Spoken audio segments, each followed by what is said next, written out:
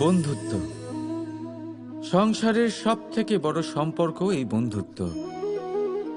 জীবনে মা, বাবা, ভাই, বোন এইসব সম্পর্ক আমরা বাঁচতে পারি না, কারণ এগুলি আমরা জন্মের সাথেই পাই। কিন্তু বন্ধুত্ব একটাই এমন সম্পর্ক যেটা আমরা বাছাই করতে পারি, যা আমরা বানাই, যা আমরা এগিয়ে নিয়ে যাই। তাই এই বন্ধুত্ব নিয়ে গর্ব করুন। যাকে আপনি বন্ধু বেছেছেন তাকে নিয়ে গর্ব করুন। যদি আপনারা দুজনে একসাথে থাকেন তাহলে সেটা নিয়ে গর্ব করুন। যদি আপনার বন্ধু জীবনে এগিয়ে যায়, সফলতা পায়, তাহলে গর্ব করে বলুন, এই সফল মানুষটি আমার বন্ধু। যদি আপনার বন্ধু কোনো কারণে পিছিয়ে পড়ে, কোনো বিপদে পড়ে যায়, তখনও গর্বের সাথে তার পাশে দাঁড়িয়ে বলুন যে নমস্কার শ্রোতা বন্ধুরা, মন ব্লকে আপনাদের সকলকে অভিনন্দন জানাই। আজকের ভিডিওটি অবশ্যই মনোযোগ সহকারে দেখবেন। আশা করছি আপনাদের জীবনে সাফল্য এনে দিতে সাহায্য করবে। যদি ভালো লাগে একটি লাইক, শেয়ার আর কমেন্ট করবেন। কমেন্টে লিখবেন জয় শ্রীকৃষ্ণ। চলুন মূল প্রসঙ্গে যাওয়া যাক। এই সম্পর্ক হলো গুরু এবং শিষ্যের। গুরু হলেন ধনুকের সেই প্রত্যঞ্চার মতো, যিনি নিজেকে পেছনে রেখে শিষ্যকে তার গন্তব্যের দিকে এগিয়ে দেন, তাকে নিজের লক্ষ্য ভেদ করতে দেন, আর সর্বদাই কঠোর হয়ে থাকেন যাতে শিষ্য কখনোই নিজের লক্ষ্যচ্যুত না হয়।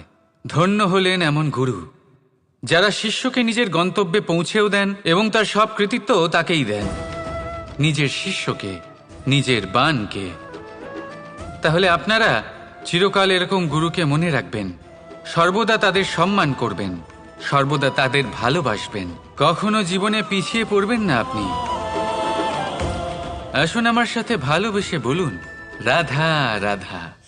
জলে জলকেলি করতে কে না ভালোবাসেন? আমাদের মধ্যে প্রত্যেক মানুষ চান কোথাও একটা সরোবরে, কোনো নদীতে, জলের মাঝে জলক্রীড়া করে আনন্দ উপভোগ করতে, তাই তো? এবার বলুন, আমাদের মধ্যে এমন কে কে আছেন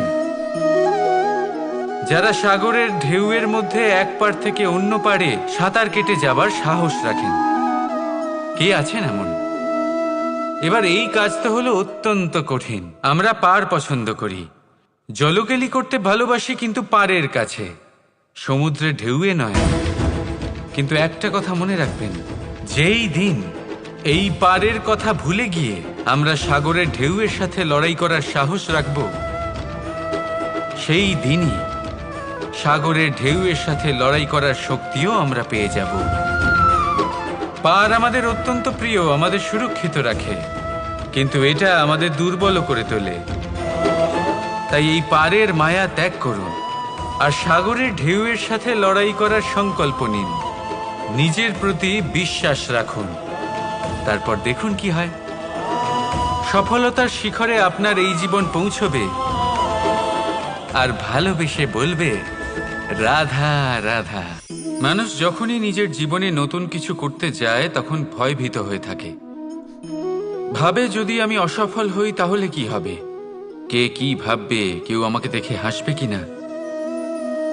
যদি আমি আমার মতামত দিই তাহলে বলবো, এইসব পরীক্ষার সম্মুখীন হতে কখনো ভয় পাবেন না, কারণ যাই হোক না কেন পরিণাম দুটোই হতে পারে। একটা হয় আপনি জিতে যাবেন, দ্বিতীয় পরিণাম আপনি হেরে যাবেন। খুব সোজা। যদি জিততে পারেন আপনি সবাইকে নেতৃত্ব দিতে পারবেন, কিন্তু যদি আপনি হেরে যান তাহলে আপনার কাছে সেই অভিজ্ঞতা থাকবে যা দিয়ে আপনি আগামী প্রজন্মের পথপ্রদর্শক হবেন। এবার ভাবুন, এই অভিজ্ঞতা দ্বারা আপনি কাউকে সাহায্য করছেন, যা দিয়ে সে নিজের স্বপ্ন পূরণ করতে পারবে। খুব পুণ্যের বিষয় এটা। একটা সহজ কথা জেনে রাখুন, জয় হোক বা পরাজয়, দুটো একই দিকে নিয়ে যায়, আর সেটা হলো জয়ের দিকে। শুধু নিজের দৃষ্টিভঙ্গি শুভ করে তুলুন, আর নিজের পরীক্ষাগুলিকে সীমিত করে তুলবেন না। নিজের এই সীমাগুলিকে আহ্বান জানান, নিজের ব্যক্তিত্বকে বিশাল করে তুলুন, শক্তিশালী করে তুলুন, আর আমার সাথে ভালোবেসে বলুন, রাধা রাধা। পরীক্ষা এমন একটা শব্দ যেটা শুনে সংসারের বেশিরভাগ মানুষই ভয়ভীত হয়ে পড়েন। কারণটা কি? অসফলতার ভয়। পরীক্ষা এই শব্দের যদি আমি অন্য দিকটা দেখাই, তার তাৎপর্য এই নয় যে আপনার দুর্বলতা সবার সামনে তুলে ধরবে। এটা তো হলো সেই যুক্তি যা আপনার বল, সাহস, শক্তিগুলি সবার সম্মুখে তুলে ধরবে। আগে হ্যাঁ, এটাই হলো সেই যুক্তি। আপনি নিজেই কখনো দেখবেন পরীক্ষার সময় আপনার অন্তরের অনেক গুণ বাইরে বেরিয়ে আসে। এমন কোনো শক্তির উদ্ভব হয় যার বিষয়ে আপনি নিজেও জানতেন না, ঠিক কিনা? তাই এই পরীক্ষাকে কখনো ভয় পাবেন না। বিশ্বাসের সাথে নির্ভীক হয়ে এটার সম্মুখীন হন। দিনের শেষে এই পরীক্ষা শুধুই আপনাকে উজ্জ্বল করবে, আপনাকে আরো শ্রেষ্ঠ করে তুলবে।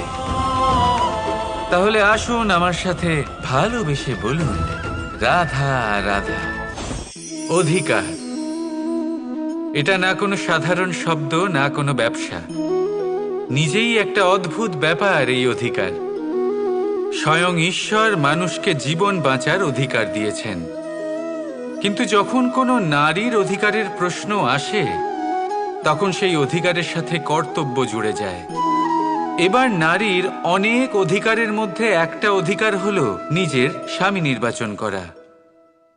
নির্বাচন করা কে হবে তার অর্ধাঙ্গ, এমন একজন ব্যক্তি নির্বাচন করা যিনি নিজের সাথে, নিজের স্ত্রীর সাথে, সমগ্র পরিবারের সাথে এই সমগ্র সমাজের পরিস্থিতিকে উন্নত করতে পারেন। তাহলে ভাবুন, নিজের জন্য স্বামী বেছে নেওয়া কত বড় অধিকার, আর যোগ্য স্বামী বাছা তার থেকেও বড় কর্তব্য। তাই নারীর অধিকারের সাথে যখন কর্তব্য শব্দ জুড়ে যায়, অধিকার নামক শব্দের মাহাত্ম্য আরো বেড়ে যায়। আপনিও নিজের জীবনে নিজের অধিকারের সাথে কর্তব্যকে জুড়ে দেখুন। যদি এরকম করেন, তাহলে সমস্ত স্বপ্ন পূর্ণ হবে আর মন প্রসন্ন হয়ে বলবে, রাধা রাধা। কর্ম কর্ম সর্বদাই শান্ত মনে করুন। ভিতের সেই ইটের মতো করুন যে শান্তভাবে 7 হাত গভীরে অবস্থান করে। সবার চোখ যায় শিখরের সেই পতাকার দিকে, কিন্তু শিখরে থাকা সেই পতাকা প্রতীক হলো ভিতের মধ্যে থাকা সেই ইটের শক্তির, যে শান্ত মনে নিজের কাজ করে গেছে। তাই এইভাবেই নিজের কর্ম করুন শান্ত মনে, সন্তোষ ভাব নিয়ে। কলরব যা করার তা আপনার সাফল্যকে করতে দিন, কারণ যখন সাফল্যের এই জয় জয়কার চারিদিকে ছড়িয়ে পড়ে, তখন কর্মের এই মৌনতা আরো শক্তিশালী হয়ে ওঠে। তাহলে আসুন আমার সাথে ভালোবেসে বলুন, রাধা রাধা। ছেলেবেলা। এবার ছেলেবেলার বিষয় আর কি বলি, অত্যন্ত বিশেষ হয় এই ছেলেবেলা। সেই সময়ের অনেক কথা আমাদের আজও মনে আছে আর সারা জীবন মনে থাকবে। এমন কোনো কথা যেমন কিছু একটা ঠাট্টা করেছিলাম, যাতে মাতা পিতা এত রেগে গেছিলেন যে সেদিন হয়তো আমাদের খেতেই দেননি। এরকম হয়, আর আমার সাথেও তা হয়েছে। কিন্তু একটু ভেবে দেখুন, যখন আমরা অভুক্ত থাকি, তখন কি আমাদের মাতা পিতার গলা দিয়ে খাবার নামতে পারে? কখনোই নয়। কিন্তু আমরা তো কথা বলছি মাতা পিতাকে নিয়ে। কিন্তু যদি আমরা নিজেদের কথাও বলি, আমরা যদি কখনো জানতে পারি, কোনো ভিক্ষুকের বিষয় জানতে পারি যে সে অভুক্ত রয়ে গেছে, তখনও আমাদের গলা দিয়ে খাবার নামে না। আর এই যে কথাটা, যখন সমাজে খুব বড় কোনো বিপদ আসে, তখন এই কথা আমাদের কাছে স্পষ্ট হয়ে যায়। যেমন ধরুন কোনো মহাযুদ্ধ বা মহামারী হয়, তখন মন অশান্ত হয়ে ওঠে। আর তখন যদি আপনি মনে শান্তি পেতে চান, তো একটাই মন্ত্র রয়েছে, সেবা করুন। যতটা পারবেন ততটা সেবা করুন। এই সমাজে কত সংখ্যক মানুষ রয়েছেন যারা খালি পেটে শুয়ে পড়েন, কিন্তু যদি আমাদের মধ্যে প্রত্যেক মানুষ চেষ্টা করেন, সঠিকভাবে চেষ্টা করেন, তাহলে কোনো মানুষ অভুক্ত থাকবেন না। এক অত্যন্ত গুরুত্বপূর্ণ কথা মনে রাখবেন, কোনো দরিদ্র, কোনো অভুক্তকে খেতে দেওয়া, তা হলো ঈশ্বরকে ভোগ নিবেদন করার থেকেও মহান কার্য। কারণ ঈশ্বর গরিব মানুষের প্রার্থনায় বাস করেন। আর ধরে নিন, যদি সেই ভিক্ষুক আপনার দেওয়া খাবার গ্রহণ করেন, অর্থাৎ ঈশ্বর আপনার দেওয়া খাবার গ্রহণ করলেন। কারণ এই মানবতা, এই সেবাই হলো ঈশ্বরের সব থেকে বড় আরাধনা। তাই এই আরাধনায় বিলীন হয়ে থাকুন আর আমার সাথে ভালোবেসে বলুন, রাধা রাধা। কখনো ভেবে দেখেছেন মানুষকেই এই সংসারে সর্বশ্রেষ্ঠ প্রাণী কেন বলা হয়? অন্য কোনো প্রাণীকে কেন নয়? শুধু কি এই জন্যই আমরা চিন্তা করতে পারি, আমাদের কাছে তীক্ষ্ণ বুদ্ধি রয়েছে, কোনো কিছু আবিষ্কার করতে পারি, সেই কারণেই? তা তো অন্য কোনো প্রাণীর কাছেও থাকতে পারে। এমন কিছু পশুও রয়েছে যাদের কাছে তীক্ষ্ণ বুদ্ধি আছে। তাহলে মানুষ কেন? কারণ মানুষের কাছে এমন কিছু রয়েছে যা অন্য প্রাণীর কাছে নেই। মানবতা। মানবতা, যা সর্বপ্রথম এগিয়ে যেতে চাইলেও যদি পথে কেউ ধাক্কা খেয়ে পড়ে যায়, তাকে আগলে রাখতেও জানে। মনে রাখবেন, আপনার সব থেকে বড় পরিচয় আপনার নাম, আপনার সম্পত্তি বা আপনার ধর্মও নয়। আপনার সব থেকে বড় পরিচয় হলো আপনার মানবতা। তাহলে সময় এলে পরে নিজের মানবতার পরিচয় দিন। অন্য মানুষকে সাহায্য করুন, অন্য প্রাণীকে সাহায্য করুন। একা একা পথ চলা হলো পশুদের প্রবৃত্তি। মানুষ হলেন তিনি যিনি অন্যের জন্য প্রাণও দিতে পারেন। মানুষ হলেন তিনি যিনি অন্য মানুষের প্রাণ বাঁচান। সেই মানবতাকে জাগিয়ে তুলুন আর এই জীবন বাঁচতে শুরু করুন।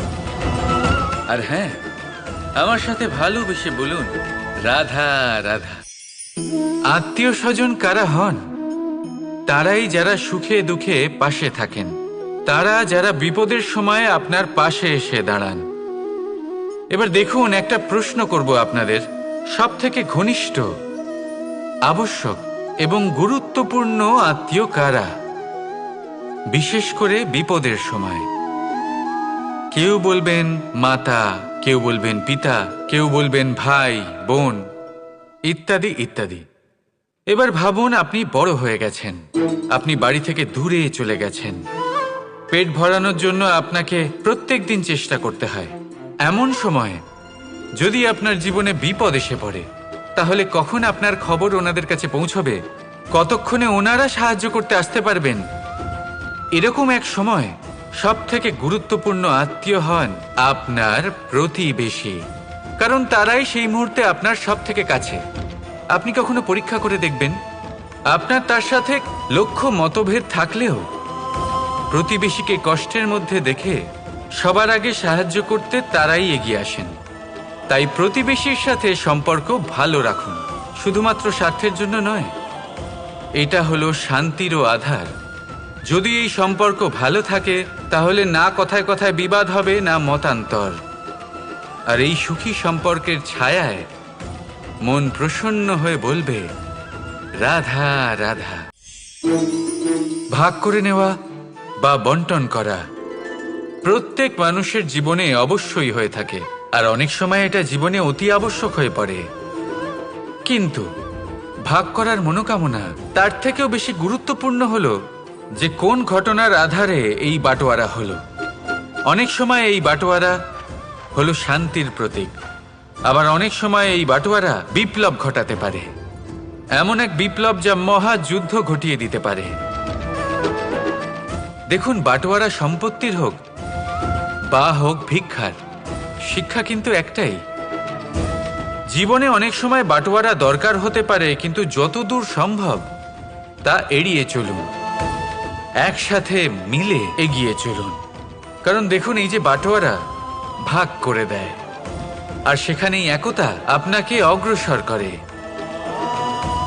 তাহলে আপনিও এটাই করুন, একসাথে মিলে সামনে এগোন আর আমার সাথে ভালোবেসে বলুন, রাধা রাধা। যখন একজন ভক্ত এবং তার ভগবান এক আকার ধারণ করেন, যখন একজন ভক্ত নিজের ভগবানের প্রতি, নিজের জীবনের লক্ষ্যের প্রতি সম্পূর্ণরূপে সমর্পিত হয়ে যান, তখন জন্মগ্রহণ করে ভক্তি। আর তখন সংসারের সমস্ত আশা তিনি ত্যাগ করতে পারেন। সমস্ত আশা শেষ হতে পারে, কিন্তু মানুষের সঙ্গ ভক্তি কখনো ত্যাগ করে না। যখন ভক্ত ও ভগবান এক আকার ধারণ করেন, এক হয়ে যান, তখন রথী এবং সারথীর মধ্যে কোনো পার্থক্য থাকে না। তারাও এক হয়ে যান। একটাই ব্যক্তিত্ব, একটাই অস্তিত্ব। আর সেই জন্যই কখনো কখনো রথীর আদেশ ছাড়াই সারথী রথ চালিয়ে দেন, আবার কখনো সারথীর পরামর্শ ছাড়াই রথী আক্রমণ করে ফেলেন। এ তো শুধুমাত্র আরও একটা গুণ সেই সারথীর মধ্যে, যিনি ধর্মস্থাপনার মহান কাজে আমার সারথী হতে চলেছেন। তাহলে আসুন আমার সাথে ভালোবেসে বলুন, রাধা রাধা। ধর্মরথের 4টি অশ্ব চালানোর জন্য যিনি সারথী হবেন, তার যে 4টি গুণ থাকা প্রয়োজন, সেই সমস্ত গুণ অর্জুনের মধ্যে উপস্থিত রয়েছে। কর্মের শক্তি রয়েছে, ধর্মের প্রতি আসক্তি রয়েছে, জ্ঞানের অভিব্যক্তি রয়েছে এবং সমর্পণের ভক্তি রয়েছে। নিশ্চিত রূপে ধর্মরথে সারথী হবার জন্য অর্জুনই সব থেকে যোগ্য। আর ও শুধুমাত্র দ্রৌপদীর স্বামীই হবে না, ইতিহাসে কুরুবংশের রাজকুমার বা ইন্দ্রপুত্রের নামেই শুধু পরিচিত হবে না, বরং অর্জুনই স্বয়ং ইতিহাস রচনা করবে। অর্জুনই হবে কৃষ্ণ সারথী। যত্র যোগেশ্বর কৃষ্ণ তত্র পার্থ ধনুর্ধরা। তাহলে আসুন আর আমার সাথে ভালোবেসে বলুন, রাধা রাধা। কর্ম, ধর্ম, জ্ঞান, এই 3 স্তরে অনেক মানুষ পৌঁছতে পারেন। অনেকে এই পরীক্ষা দিয়ে তাতে উত্তীর্ণ হয়ে যেতে পারেন, কিন্তু শিখরে পৌঁছে শাসন তিনিই করতে পারেন যার কাছে এই 4র্থ গুণটিও থাকে, সমর্পণ। অত্যন্ত গুরুত্বপূর্ণ একটা গুণ এটা। এই সমর্পণ আসলে অত্যন্ত গুরুত্বপূর্ণ। পূর্ণ সমর্পণ দরকার নিজের লক্ষ্যের প্রতি, সমর্পণ নিজের কর্তব্যের প্রতি, সমর্পণ নিজের আত্মার থেকে নির্গত স্বরের প্রতি, সমর্পণ নিজের রথীর প্রতি, অর্থাৎ আমার প্রতি। এবার এই পরীক্ষায় অত্যন্ত কঠিন এক বাঁক আসতে চলেছে, যেখানে সারথীকে সমর্পণের নিরিখে পরীক্ষা করা হবে। আর তাতে উত্তীর্ণ হওয়ার পরেই তার হাতে ধর্মস্থাপনের রথের রাশ তুলে দেওয়া হবে। দেখা যাক কি হয়। ততক্ষণ আপনি প্রসন্ন থাকুন আর আমার সাথে ভালোবেসে বলুন, রাধা রাধা। এই স্বয়ম্বরে আসার আমার একটাই উদ্দেশ্য ছিল, আমার এই ধর্মস্থাপন করার কাজের জন্য একজন সারথী নির্বাচন করা। আর ধর্মবীর এবং কর্মবীরের নির্বাচন তো হয়েই গেছে। এবার এটাই দেখতে হবে যে জ্ঞান কার মধ্যে রয়েছে, কে আছেন যিনি মহাজ্ঞানী।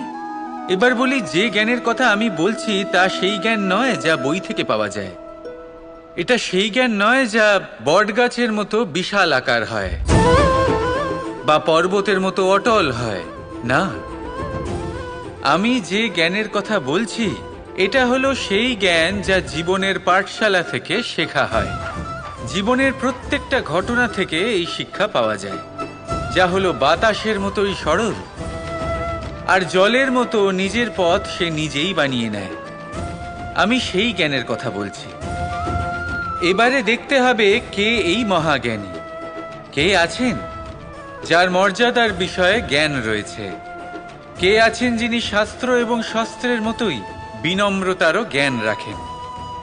এমন কে আছেন সেটাই তো দেখতে হবে, কারণ ধর্মের এই রথকে অগ্রসর করার জন্য জ্ঞানের চাকা অত্যন্ত গুরুত্বপূর্ণ।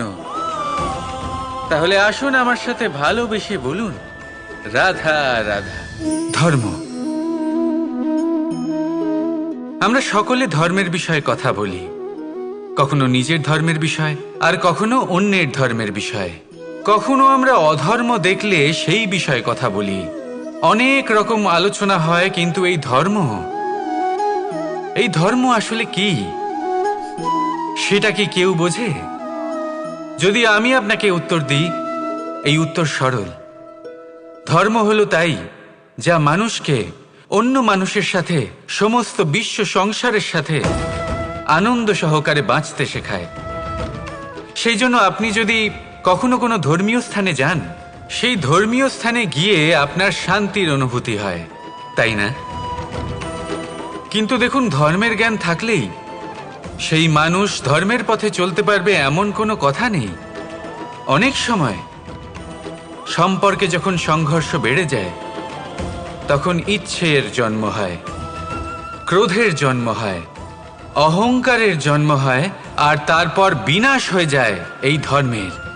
সেই জন্য দ্বিতীয় সবথেকে গুরুত্বপূর্ণ গুণ যা আমার সারথীর মধ্যে থাকা উচিত, তা হলো ধর্মবীর হওয়া। এবার দেখতে হবে সেটাই যে কে হবে সেই ব্যক্তি যিনি এই স্বয়ম্বরে নিজের ধর্মে অটল থাকবেন। কারণ সেই ব্যক্তি এই সংসার থেকে সরে এসে ধর্মের পুনঃস্থাপনের এই মহাকার্যে আমার সারথি হতে পারবেন। তাহলে আসুন আমার সাথে ভালোবেসে বলুন, রাধা রাধা।